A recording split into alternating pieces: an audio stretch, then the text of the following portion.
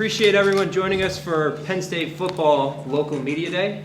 We have Coach Franklin here first. We'll start with an opening statement from him, and then we'll open it up for questions. First of all, welcome back. It's great to have everybody here.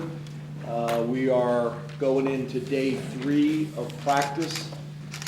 First 2 days have been good. Specifically, day 2 is better than day 1. And today obviously is the first day for pads for us and some hitting, so that obviously changes some things. Having the 3 new coordinators been really good. Been a ton of work put in from the time that they got on board with the staff, getting everybody on the same page, and with the players. But that's been good. That's been good. Ton of carryover for things that we've done in the past, but also a lot of new wrinkles and things like that. So it's been really good. But looking forward to the opportunity to be able to get you guys out there so you guys can get a glimpse of it and get some pictures. Obviously, we've got Media Day as well in terms of interacting with the returning players. As you guys know, we don't have the first-year players available, but everybody else will be available in the staff. Look forward to an exciting year with you guys and an exciting season. So open up the questions. Start over here with Mark and then Rich. James, with the house settlement, how is that going to impact you guys from a scholarship perspective, numbers-wise? Do you have to reevaluate how many you're going to give every year and that sort of thing? You're talking about for next year moving forward? Yeah, because they're the kids you're actually recruiting at this point. Yeah, to be honest with you, I think everybody is working on kind of plans based on what we know, but not everything has been settled. And I think the other thing is every school and every program is going to handle it a little bit differently, what they think is best, because I think everybody understands there's no more limiting number of scholarships, they're limiting roster sizes is how they're handling it. So every school, will have the flexibility within that to do what they think is best, but there's still some things that we're still waiting to get resolved and details worked out, but we have some time for that. Up here in the front, Rich. Good afternoon. How has Julian Fleming looked so far in these few practices, and how far do the wide receivers have to go to get where you want them to be? Yeah, so I'd say solid.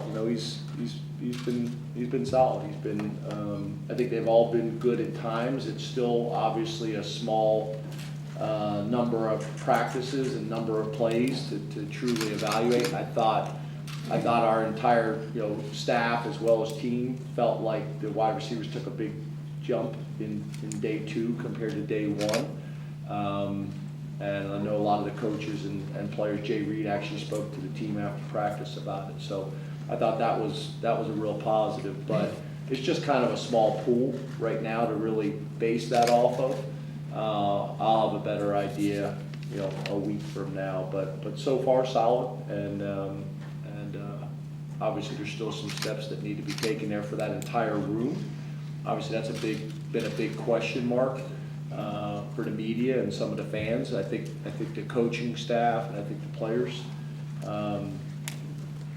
have I would say a good amount of confidence in what that room has the ability to do and the amount of work that they've put in with Bo and Drew all summer. Over here on the right, Bob. Hey James, how you doing? Good, how are you? I'm good. James, when you just look at your defensive end room and you get past Abdul and Deny, guys I know that have a chance to have some really big years for you, who are some of the guys behind them that you're excited about and can maybe take a step forward for you and you're counting on maybe in August and moving forward? And you said Deny and Abdul? Yeah. When you get past those 2 guys, obviously they're kind of known quantities. Behind them, who are the guys you're kind of excited about, and maybe who are the guys you're counting on to take another step in August? Yeah, so first of all, I wouldn't even say behind them. Amin Vanover is a guy that I don't think enough people are talking about. We have a ton of confidence in Amin. And then I think the other guy that, and I get why, but a lot of people aren't talking about is Smith Vilbert. Smith Vilbert is a guy that we have a lot of confidence in as an organization and as a program. He's missed obviously a lot of football, so you guys haven't had a chance to see him the way we have. But you talk about big, strong, physical, experienced, mature. So that gives us really 3 defensive ends that have played a ton of football in my mind in terms of games and practice with Vanover, Deny, and Vilbert. And then you got Carter, who's new to the position, but still has played a ton of football. And then we got Mason Robinson, who's going into year 2 in the program that we're going to need for him to take a significant step for us. And then after that, there's a bunch of guys, whether it's Mapoye, whether it's Williams, whether it's Mayer, whether it is Granville. There's other guys kind of in the mix there. But I would say for us, you got Vanover, Carter, Deny, Vilbert, Mapoye, and Mason Robinson, probably the 6 guys that we know the most about right now, if that makes sense. Middle left, Todd. Hey, Coach. How you doing today? Good, how are you?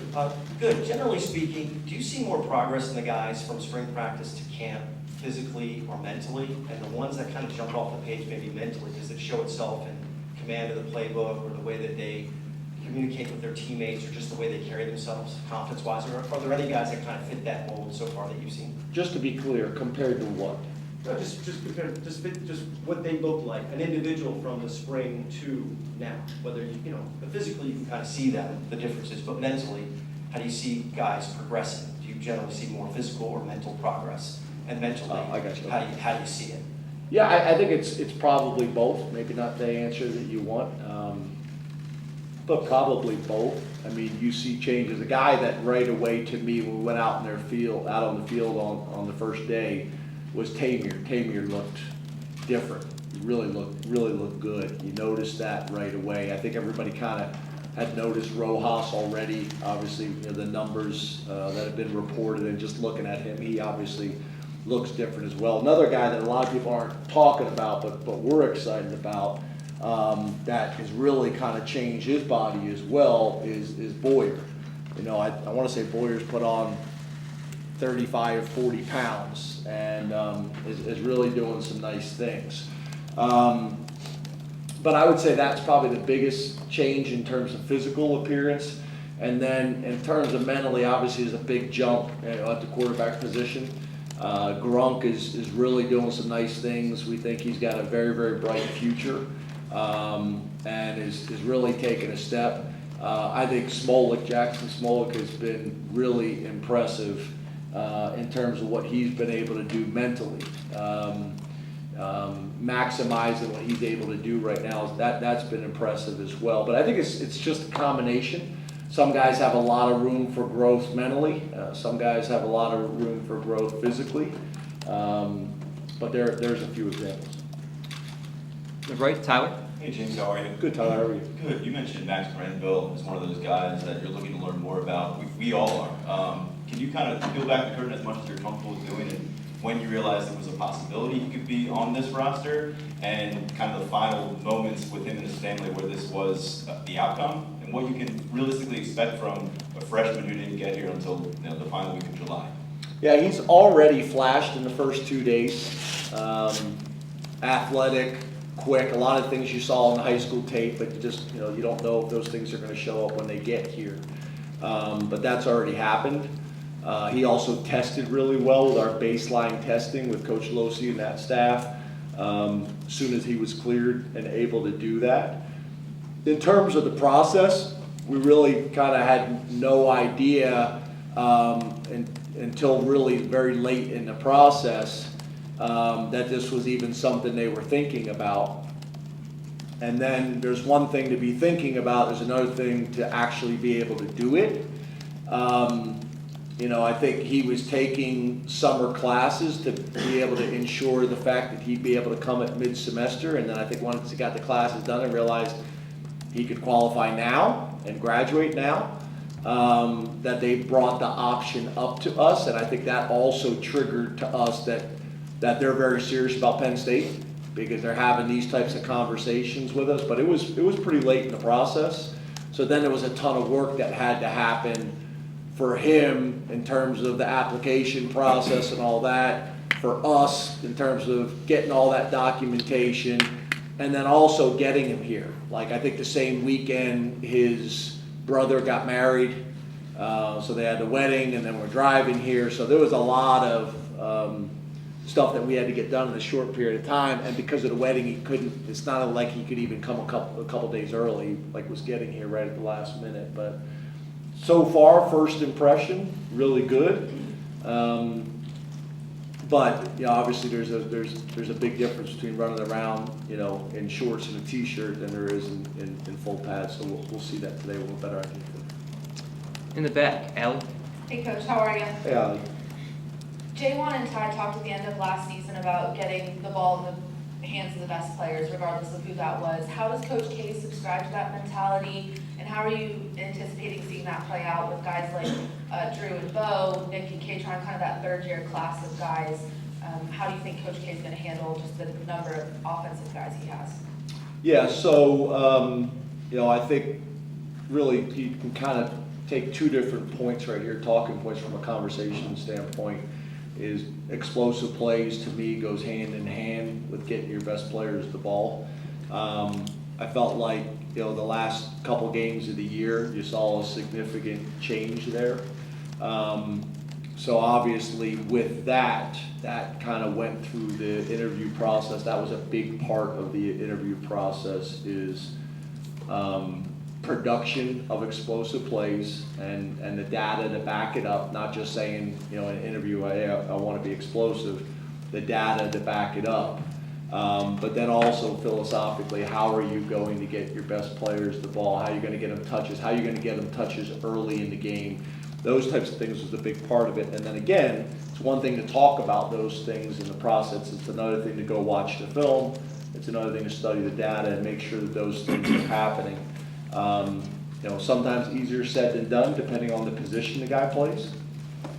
But so far so good, and been a ton of discussions in the off season about that. And then I think from him being able to watch us during bowl prep, and then winter workouts, and then spring ball, and all these types of things, I think he's got a pretty good idea of the guys we have, the weapons we have, the experience we have, and then I think the other thing we're going to have to do, back to the development of some of these positions, is hopefully by game 3, we feel like there's other guys that you guys are all talking about, our best players, and that we're talking about in terms of people we have to get more touches to. Over here on the right in the front, John. James, how are you? Hey, John. How many guys do you plan on playing at corner this fall, and who is standing out right now as potential starters at that position? Yeah, Terry's the model. I mean, Terry's the model in terms of recruiting and in terms of development. You would say typically when you have a year where you essentially lost 2 corners to the NFL, that you would feel like that was a big question mark going into the season, and feel like that was an area where maybe you had some concerns. But we actually feel like that position from top to bottom could be better this year athletically. Now, don't misinterpret what I'm saying. They still got to do it on game day, and obviously when you've lost the amount of production that we've lost at that position, we understand that. But in terms of I'd say 7 guys that went through spring ball and went through summer and now are in training camp, we feel really good about those 7 guys, and specifically 6 guys, so 3 deep on either side. Right now, it's hard to really say. Cam Miller's got the most experience here at Penn State. You guys know how we feel about AC, Davian Collins, and what he's been able to do all season. Been a ton of conversation, maybe the most improved guy on our roster since the end of the season. Kimber's come in and really developed and changed his body in our strength and conditioning program, and has played a lot of football in a very good conference.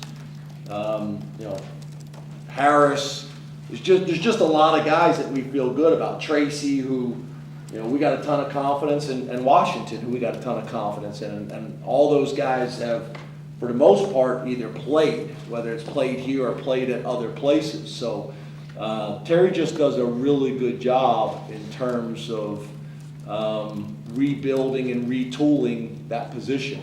And I don't think it's a position that as coaches, we have a ton of concerns about.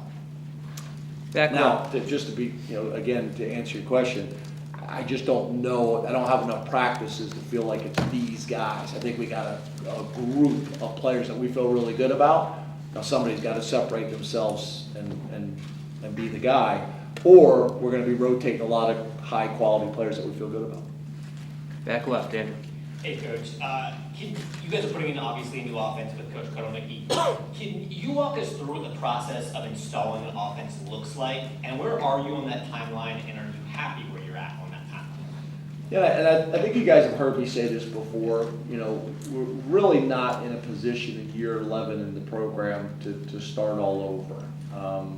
We have not done that. So I think you guys have heard me say this before. So in terms of all three coordinators were hired based on what they had done well in their careers, but also what are you able to do and how comfortable are you, honestly, comfortable keeping the same and what needs to change. I would say on offense there's probably more change than on defense and special teams, but probably not as much as you guys would think. So I think Andy's done a really good job of that. That takes a ton of confidence. That takes a ton of intelligence. And I think it also takes enough experience that you feel like you're able to do that. And again, that's so that we don't have 50 players learning a completely new system. We have, kind of a blend, combination of one coordinator and then the things that need to change. So I think we're in a good spot there. I think some of the rule changes over the last couple of years that allow you to have essentially OTAs in the off season where you're actually able to coach, that's helped. Because I think in the old days when you hired a new coordinator and you could do no coaching in football when other sports could, that those changes are more significant. It's less significant now because you get spring ball, you get summer OTAs, and we've been able to get a ton of done. So I think we're in a pretty good spot. I think most importantly, I think the players are confident with what we're doing and how we're doing it. Back right, Johnny. Hey James, how are you? Hey, John. From the end of last season till now, how would you assess the growth that Drew has underwent, both on the field and then also in the Lash building, working with Andy and working with Danny? Yeah, I would really say the whole group. Drew, Bo, Gronk, Smolik. I've been as impressed with Smolik's growth and how he's handled this situation as anybody. I think the dialogue is really good. I typically sit in the quarterback meetings, and I think the dialogue and discussions are really good. I think Andy, with 19 years of experience as a play caller, and really being able to float, which is really what he wanted to do coming here, to be able to float as an offensive coordinator, almost like a lot of the NFL organizations do. And then have someone like Danny, even before the rule changes as a GA, Andy was able to get comfortable with Danny, and I think that helped as well. But the dialogue in that room has been really good. I think the players got a ton of respect for Danny as a former player that's walked in their shoes. And I think we have a system now that is going to put not only our best players in position to be successful, but I think Andy's background as a former line coach, I think helps too, because typically on offense, everything you're doing is about how do you make things as challenging on the defense as possible, obviously, but also how do you limit the complication of things for your O-line and for your quarterback. You want to try to keep things as simple for those two positions as you possibly can in two positions that aren't very simplistic. And I think he's done a really good job. Sometimes I think coaches say that because that's coaching 101, interview process and things like that, but the execution of that, I I think Andy's done a really good job. Again, experience matters. 19 years as a play caller, that you've learned not only things that have worked, but things that you would do differently. That experience really counts. So Drew obviously has been able to lean into Danny, has been able to lean into Andy, but I also think some of the things systematically that we're going to do. And I would say even some of these things we're going to do, you guys are going to look at and say, I don't know if that's something I would imagine Drew doing, but by him doing just enough of it, opens up and creates opportunities for other things in our offense and makes us difficult to defend. So I think it's really good. I think it's been really good. It's interesting though, kind of to your question too. When you watch just the Kansas film from the last 2 years, Bo was pretty excited. But when you look at over 19 years, Buffalo, different types of quarterbacks, and just the overall knowledge of offense, there's a reason for all those guys in that room to be excited. Up front, Neil? Hey, James. Hey, Neil. A new era of college football with a playoff. I wonder if that affects at all your approach to an overall season, and also having a tough road opener. How does that change or affect preparation? Yes, sir. I would say the first thing is the length of the season. I think you guys know we've always talked about trying to create depth. Was always important playing in a conference like the Big Ten. So that was philosophically something that we've always believed in, but I think your point is a good one. It's magnified now, right? You have the potential of 17 games. So how are you going to do that? I think that coupled with some of the rule changes over the last couple of years where you can play in 4 games, save your red shirt, but then you also get to be able to play in all of the postseason games and not burn your red shirt. I think that factors into strategy and how we do these things. And then just making sure we're doing a really good job of rotating and playing guys for the fourth quarter, for late in the season, and now a playoff run, all those types of things. So I guess to answer your question, it's not really dissimilar to what we've done in the past. I just think it's heightened, if that makes sense. And then your other part of your question was what again? Opening at West Virginia. Opening at West Virginia. Fortunately, we've done a decent amount of that. Going to Auburn, we opened, I think, at Auburn. Purdue in 2000. Yeah, I know it was Purdue. Wisconsin. We opened in Wisconsin. Yeah, what game of the season was Auburn when we went to Auburn? Game That was the three. first game. Game Wasn't three. the first game. Game three. Excuse me. But Purdue is a great example going on the road. We've done a few of these things before. I think has been helpful for us. And I think it gets everybody's kind of attention. I have probably more respect for West Virginia than anybody just because I've played there so many times and I know what Mountaineer football means to the state of West Virginia. I know what that environment's going to be like. Played there a ton of times. And in some ways, there's a geographic, component to this as well. There's some historical, factors there as well in terms of, being a bordering state or whatever, however you want to describe it. So I think it's going to be a great game. I think it's going to be a great environment. And then on top of that, the way they ended their season, right? I think they ended up winning 9 games and the quarterback ended up playing really well and finished the season on a real high note. So they got a ton of confidence coming into this year because of it. In the middle, Max. Hey, James. Started getting nervous about geography, like when I said bordering state. It is. No, I think you got that one right. I was a little concerned. East Stroudsburg psychology.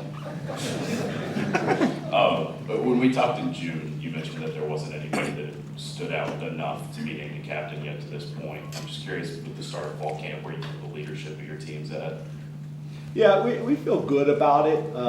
We typically, I think, for most of the people in the room that have been covering us for a while, we typically wait on that again unless there's just an obvious person that everybody has identified, players most importantly, and staff, that you feel like going into the summer, this person has separated themselves and everybody views them as such, and you want to name them to have that leadership going in the summer. There's also the aspect of holding it as long as possible, that then there's multiple guys that are working their tails off to become leaders on our team. And the reality is, you know, when you're talking about a team of 125 or whatever the number may be, we're gonna need more leadership than just the captains. So I think we're in a good spot there. I see this team being more vocal. Myself and Chuck Losey and Coach Palco spent a ton of time talking about this. I see these guys being more vocal in challenging their teammates, holding their teammates accountable. I think those things have been pretty evident in the summer workouts and so far in camp. So I think we're in a good place, but we're going to need it. You know, we're going to need a ton of it. And you know, we'll probably hear, you know, probably in the next 2 weeks, we'll probably name captains. But then we're going to need more leadership than just those guys too. In the middle, Audrey. Hey, Audrey. Sorry, how are you? Good. How are you? Good, thanks. Just kind of a little housekeeping thing. Is Danny O'Brien still a GA? I mean, obviously the rules change doesn't matter, but like, is he still a GA or not? So the rule changes don't matter. Well, I guess he was listed on the website as a GA. I'm just genuinely curious if he still is or not. Sometimes you guys ask me questions, and I can't really answer them yet. You guys follow our websites much closer than I do. But right now he is a GA. But to your point, Audrey, which I think is a fair one, there's really no difference anymore with the rule change between a GA and an analyst. We had Danny, that's one of the reasons why this worked out well, is we had a guy that still qualified to be a GA, because the rules say you have to be within 7 years of either graduating school or playing. So we felt like he had the experience and the knowledge to serve that role, but still fell under the GA rules, where if he was an analyst, he wouldn't be able to coach. So it ended up working out really well, but now with the rule change, it doesn't matter. So now it comes down to master's degree. Do you want to get a master's degree? Do you want that time during the season to take classes? But right now, he is currently a graduate assistant. And for a number of reasons, that's probably as far I can go with answering this question at this time. We got time for one more in the back, Shane. Hey, Coach. Hey, Shane. You have another kicking competition this year. Sander obviously won that competition last year, and then, you know, things happened against West Virginia. How do you see him coming into this year in that competition overall? So I probably shouldn't say this because this will skew the numbers, but first of all, I love the question on specialists. I was with the specialists just a minute ago. They have an over-under going every year based on how many of you will actually talk to them on media day. They have a 10 push-up wager going on. I'm not going to tell you what the number is. But back to your question. It's been really good, and I think the competition is really important. Having 3 guys there, 2 of which that have kicked in college games, I think is really important. A young, exciting player that has really done a nice job in practice. But as we all know, I don't care what position it is, sometimes there's a difference between practice and games. So the game reps carry a lot of weight for us. I think if it's close between 2 guys at the end of training camp, and we're talking about naming starter, you probably give the edge to the guy that has game experience to go with someone that has no game experience. Then the competition, the gap needs to be significant enough to make up for that. But I just think the competition is important. I think sometimes at those positions, there's not the same level of competition maybe there is for the defensive end or the corner position, and we've tried to create that as much as we can. So Sanders grown a lot and learned from that experience. In terms of just pure talent of kicking the ball, he's impressive. I mean, he's very, very impressive. So we'll see how this plays out, but the competition has been really good. But I think the game experience could and will factor into the decision process. Did I answer your question? Yes, sir. Thank you very much, Coach. We'll have Coach Allen next. Thanks, guys. Have a good one.